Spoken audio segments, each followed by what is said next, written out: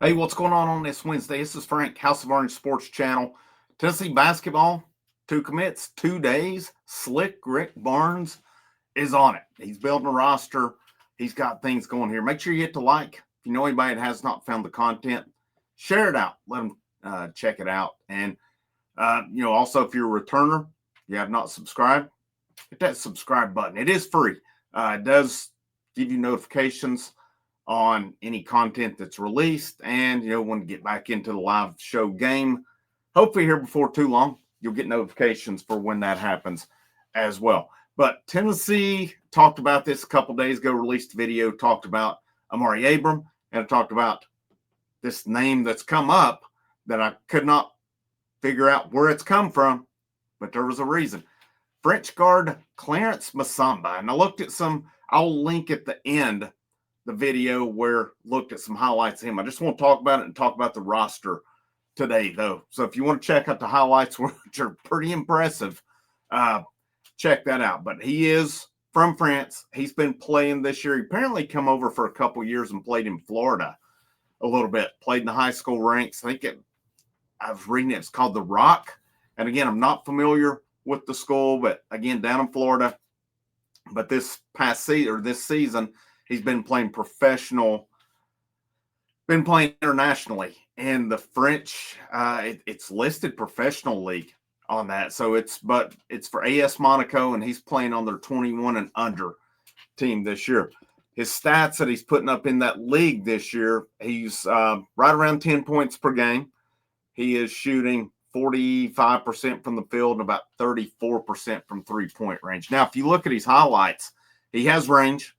He can shoot well, but the dude's athleticism is really, really impressive. Now, depending on where it's at, he's listed 6'5" to 6'6". So that's one of them. It says he's a big rangy guard like Jemai Meshack. Now, based on what I'm looking at, though, as far as his highlights, he looks to have a much better offensive game than Jemai Meshack.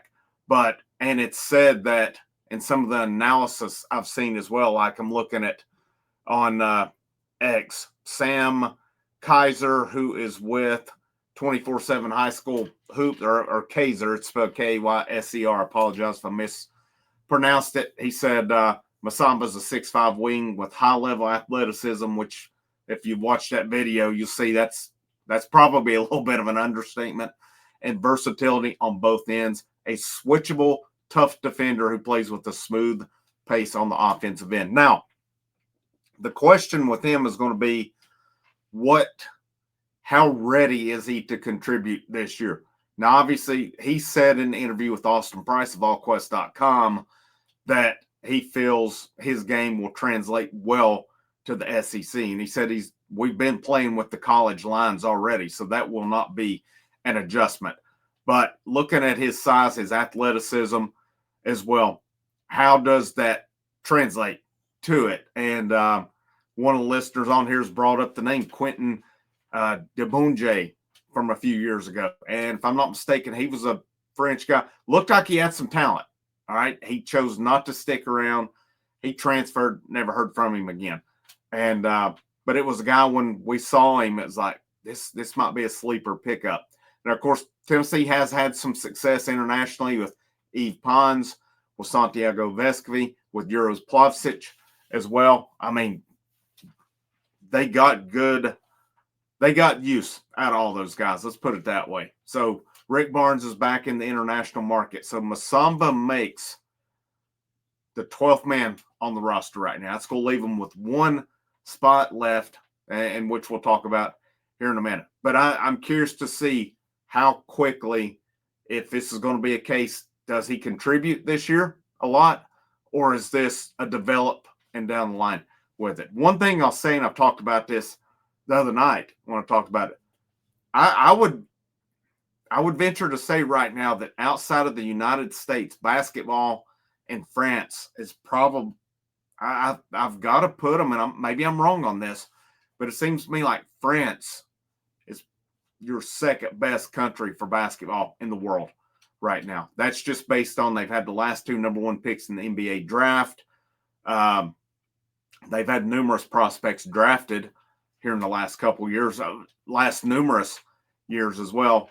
There was talk of him, Massamba, that is, coming and playing the G League, or he come to Tennessee. And yeah, I got to think Tennessee's probably not paying him a ton NIL. I mean, they're paying. I think you got to pay anybody to get him now on it. But you added Amari Abram. You've now added Massamba. So now Massamba will count towards your high school class. And, there's nothing, or that's the way I understand it, is he'll count toward that high school. So we'll see if they get an evaluation on him.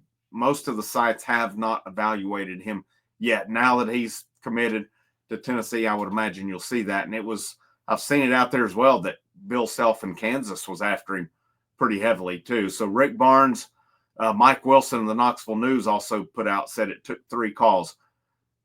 Massamba's agent called Tennessee. Tennessee called and spoke to Massamba. Massamba called back his agent and said, I want to be a Vol.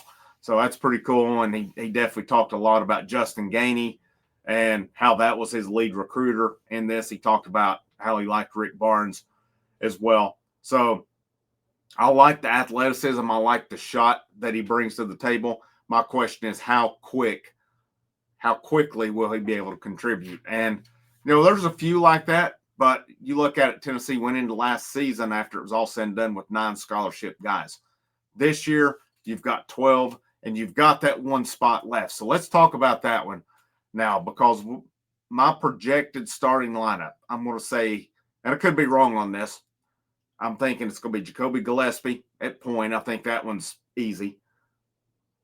I would say Abram at the 2 guard. Now, it's been said that Bishop Boswell has been impressive this summer. Now, I don't know what that means, if that's just his work ethic, what he's putting into it, or if it's actually his game as well. But you got to think Boswell coming in was a 4-star recruit. He was not a slouch on it. And I know we all had our opinions, myself included, where it's like there's times I wonder if this guy's got the offensive game to play here. But again, we didn't see a lot from him. But that remains to be seen. But I'm thinking it's Gillespie, Amari Abram sliding at that 2-guard spot. Nate Ament plays the 3. Jalen Carey, I would think the 4 and Felix Ott part of the 5. That then leads you off of the bench. Boswell, you would have J.P. Estrella, Cade Phillips. All right, there's 8. Then you add in Massamba if he contributes. You add in Amari Evans, you add in Dwayne Brown, you add in Troy Henderson. So how quickly can they get these freshmen up to par? I think Amari Evans, you need him to be coming in ready to contribute. He is listed as a shooting guard, and this is going to be a big team as well. Very tall team out on the wing. Now you've got, of course, Gillespie. If Troy Henderson contributes this year, they're closer to 6 foot. The rest of your team, though, along the way, you've got, Abram 6'4", Massamba 6'5" or 6'6", Nate Ament 6'9", 6'10". Your front court is pretty good. Brown 6'9" that he's listed at. Jalen Carey 6'8". Jalen Carey, though, I keep saying this, I really like this pickup because he adds an element that this team has not had in a while. He adds an element that we've just not seen with Tennessee. And that's that guy down low who can bruise it. He is a bruiser. He's listed in the on-3 portal 6'7", 225. It's said right now that I think he's at around 260, but can he get down more? But Tennessee has not had that bruiser down low. I would venture to go back to Grant Williams, who can do it. You add a bruiser. All the guys that you've got coming in seem to be able to shoot the basketball. This top to bottom should be a pretty deep team with shooting, with the ability to do numerous things. And I think that's something they've missed the last, I would say, maybe since Grant Williams has left. Now, Fulkerson, he could score a little bit down low, or not a little. He had a couple really good years there, but they've not had that Williams type who can just beat and bang. Carey adds that. You're adding shooting with Gillespie, with Abram, with Nate Ament to the fold. You've got Otpara who can control the rim. What kind of development does Cade Phillips, J.P. Estrella, and Bishop Boswell have. That's going to be your keys as this offseason development. But there's that one last roster spot. Would you be able to go out and get anybody out of the portal? There is, of course, the hot topic of Jordan Gainey. Could he get another year? As you know, I'm pretty adamant. I don't think it's going to happen. But here's one thing I always say that's sure about the NCAA. That's the unsure. So I would never sit here and tell you it's for sure not happening this fifth year being retroactive. All right. Everything I read says that it will not be. I've not seen a single thing out there that says that it will. And I know there's people saying, well, they'll file lawsuits on it. Doesn't mean they'll win. But let's say in the event that fifth year gets passed, it somehow does go retroactively, which it's going to be COVID year all over again. And it's going to be a mess because all these teams have been filling out their rosters based on, with the thought that these guys who finished were done. And maybe they save a roster spot just in case. But if that happens, that's going to put a lot of guys in the portal without homes again. And I just think it's a mess that I don't see happening. But in the event that it does, let's say you save that one spot and it does happen, that'd be pretty awesome if Jordan Gainey got that spot. Again, I'm not counting on it. I'm pretty adamant that I don't think it will happen. But where do you go from there? Do you look for another guy who could come in and be developmental? I mean, I think you got to swing with it as well. And I mean, we can talk money. I need to clarify something with money. Because I said last night, and what I was referring to, I said broke or stupid. I'm not referring to normal everyday people. There's a lot of people broke in the world. And I had at least one that misunderstood me. I was referring to broke or stupid in terms of college teams and their spending. A team like Tennessee maybe is being smart. You see Miami throwing money at everybody. That's what I'm referring to. Never will any of my content, if I disagree with somebody, I'll disagree respectfully. I will never call a person who's broke or struggling a name. Please clarify that kind of pisses me off that somebody would even think that I meant that a little bit. And I thought I'd made my stance pretty clear that I was talking about college teams in general. But let me just clarify that. When I say broke or stupid, it's either there's some of these teams that are just throwing money out. You see everybody that goes in, they're involved because of that's what I meant. I hate that I'm having to even clarify this because I thought I'd made myself clear on it. But that's where we're at here as well. If Tennessee has more money, can they still? I think you could theoretically, if you're Tennessee, still sell that you've got a two-guard spot open. Because Abram has said, I can be a glue guy.